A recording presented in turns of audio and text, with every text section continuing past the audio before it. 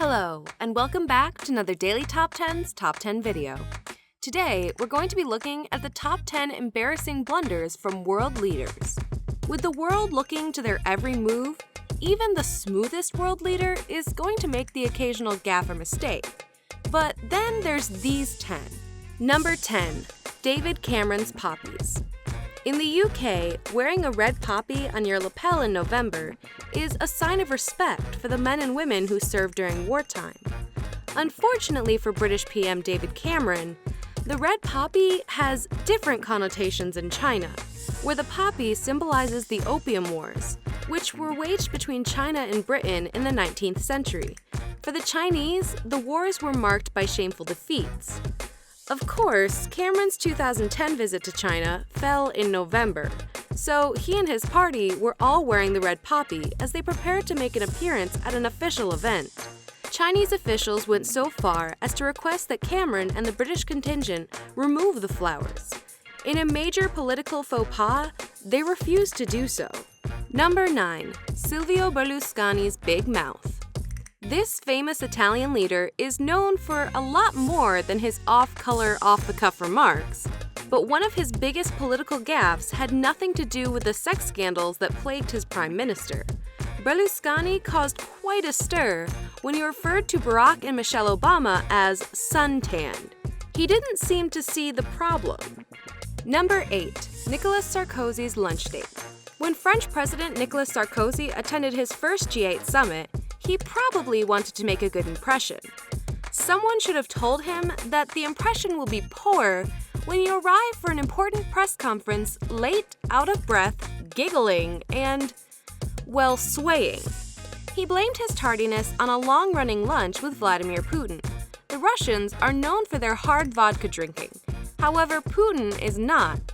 The Russian leader is a teetotaler, which might suggest that Sarkozy had been drinking for two. At least if this video is anything to go by. Number 7. Tony Abbott's malfunction. The mildest of language warnings for this next entry, but it wouldn't be an Australian story if there wasn't a little coarse language.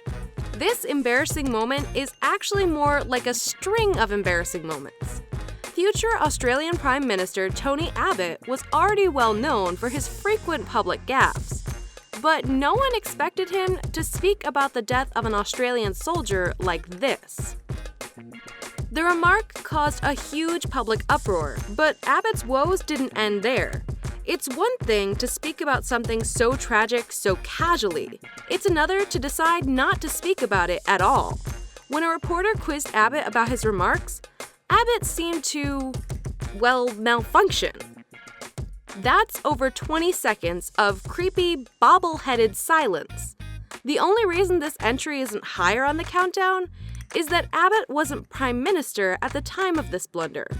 Somehow, the Australian public would still elect him to that office 2 years later. No, he wasn't PM for long. Number 6. Boris Yeltsin dances.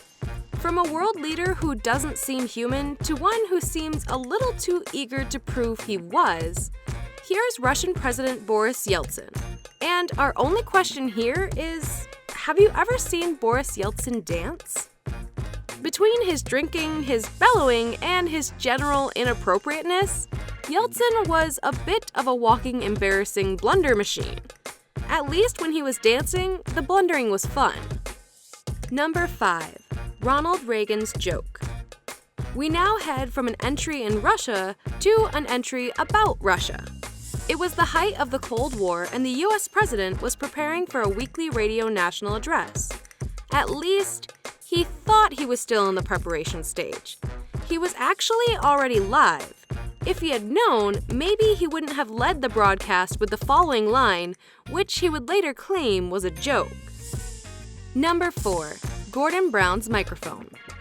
World leaders are under such scrutiny that you can almost forgive them for occasionally forgetting about the microphones that follow them around all day. Almost. During the 2010 UK election, Prime Minister Gordon Brown got cornered by a member of his electorate who wanted to give him a piece of her mind. So far, so normal.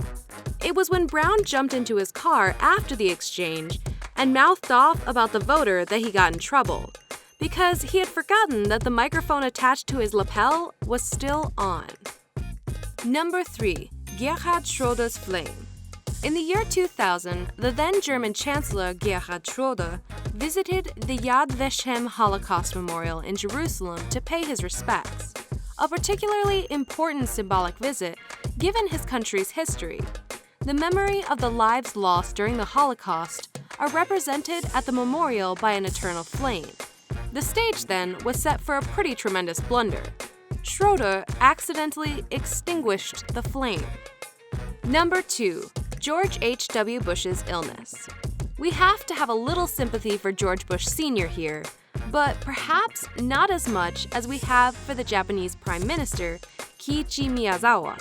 Sometimes illness can really get the best of you, but you certainly hope never to get to the point when you're vomiting in your host's lap, particularly not if your host is a fellow world leader. Number 1. George W. Bush's accomplishment. One of the most well-known blunders on this list comes from one of the most blundering world leaders in recent history.